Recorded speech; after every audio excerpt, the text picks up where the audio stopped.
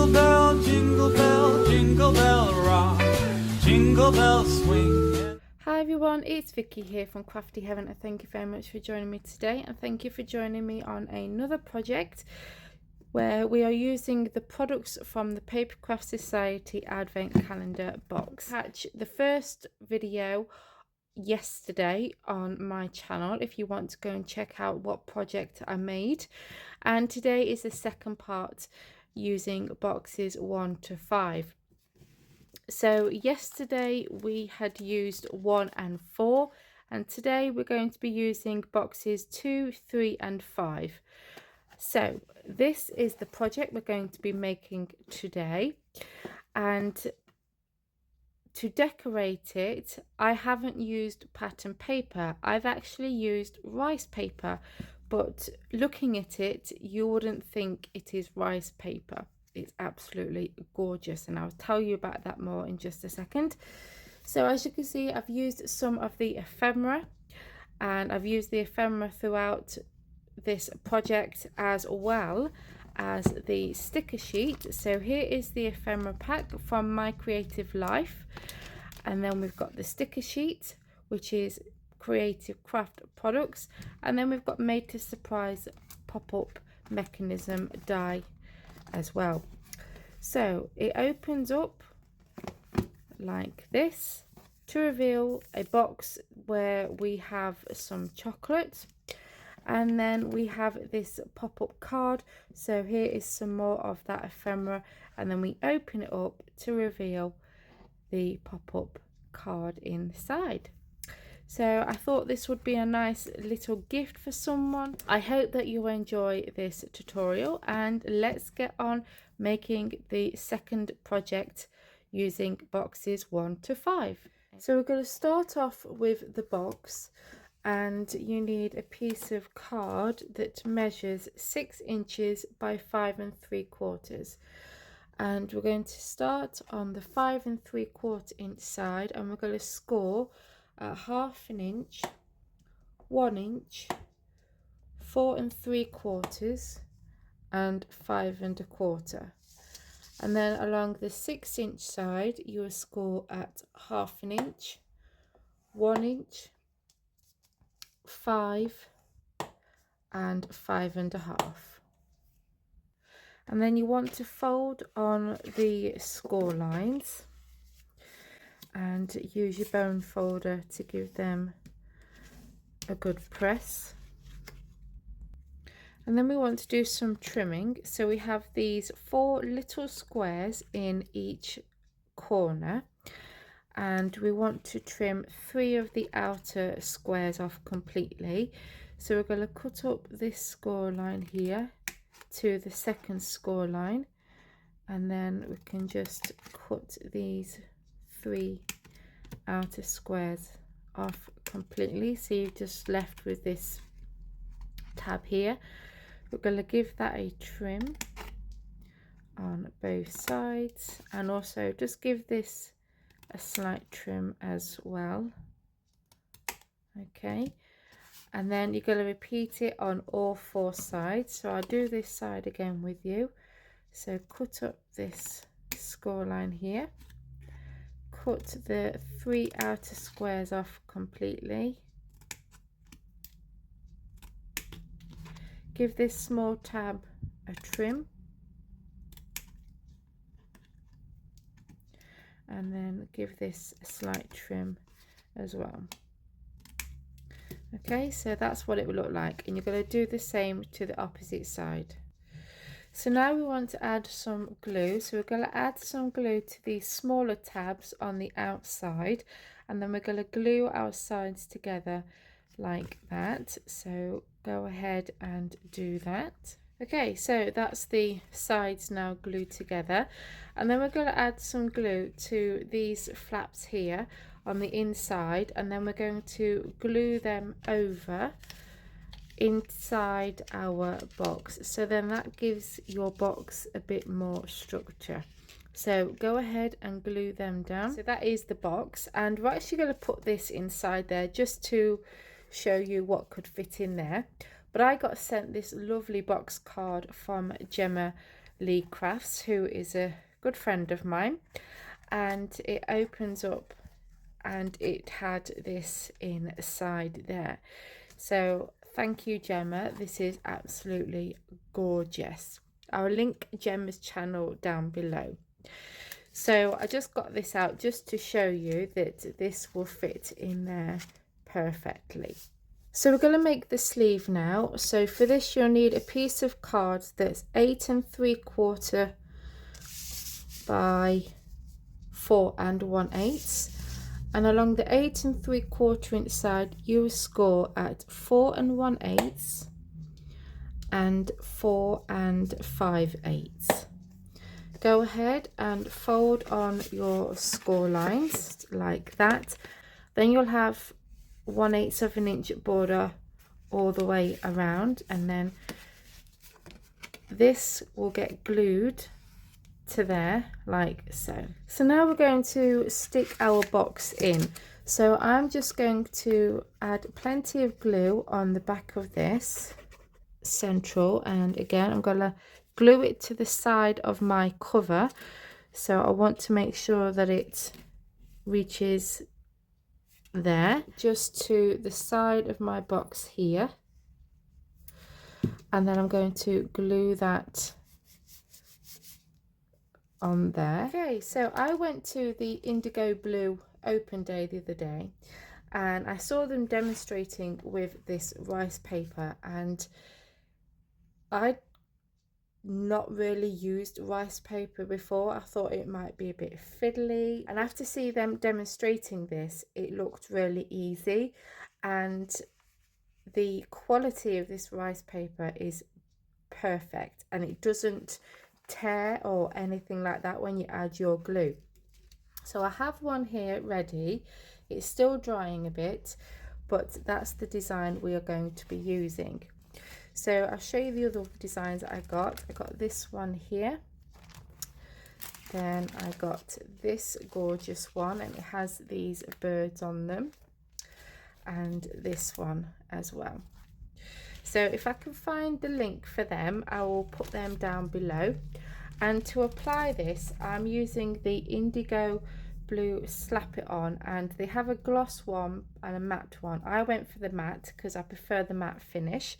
So what I did was I got my brush, and I also got these from the open day as well, and it is these ones here. So I'm just looking for the packaging. So it's by this company. So I got these as well, and I got the largest brush, and they said if you want the colour to pop, then you need to pop it behind some white paint or white cardstock, and obviously if you want it to be a bit more of a duller colour, then you just add a darker colour behind it. So I've actually attached this to some white cardstock. So they say that you need to apply some of this Slap It On. You could also use Mod Podge, whatever you have in your stash. This is what I'm using. So I applied this all over the back of my rice paper. Then I stuck that down to my cardstock, and they say to work from the middle, and I went in from the middle to the outer edge of my card. No air bubbles in that. It's really smooth, and I just love that, and it just looks like pattern paper. And yeah, I'm really impressed with this. So we're going to apply this to our cover and box. So I'm going to let this dry for a few more minutes, and then I'm going to cut this up, and I will tell you the measurements when I've done that. I did my rice paper, and I have started to decorate it, but I haven't decorated the inside yet. The flap for the inside, and also added my rice paper. I have started to decorate it, but I'm gonna tell you the measurements for these, and then we're going to go on to the pop-up mechanism part. So for the inside flap, where we're going to have our pop-up bit, this piece measures 4 5/8 by 4, and along the 4 5/8 of an inch side you will score at 1/2 inch, and you'll stick that down onto your cover, okay, and then you've got your flap. Then for the rice paper or pattern paper, you'll need 4 that measure 3 7/8 by 3 7/8. You'll need 2 for the flap here, and then 1 for the inside cover and 1 for the outside. Then for your spine, you'll need a piece that's just under 1/2 inch by 3 7/8. I haven't done the back. Then I've just added some of the beautiful ephemera that we got in one of the boxes. Okay, and then I've just added some ribbon. So now we're going to add our pop-up mechanism piece. So for this, I'm going to have a piece of white card, and this measures 4 3/4 by 2 7/8, and along the 4 3/4 inch side you will score that at 2 3/8, or if you prefer you could just fold that in half.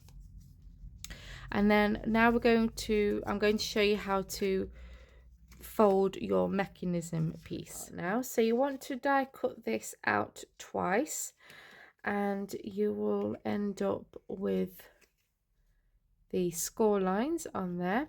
So this center score line here, you're going to do a mountain fold, so just fold that over. Then these score lines here, I don't know if you can see because of my light, they're going that way. You're going to fold them back on themselves like that. Okay, so it will look like that. And then these ones here, we're going to open that up and we're going to fold them inwards. So just fold that over like that, and then they will join up and you can give that a good crease. So then it should look like that. Okay, so can you see? So you're going to do the same with the other one. We're going to have the triangles facing upwards. So we've got these ones here facing up, okay, and we're going to line up one of them towards the bottom, and you want to leave a slight gap there. So you're going to add glue to this triangle here and the one on the back and glue that to the main card. Then you're going to get your next one, and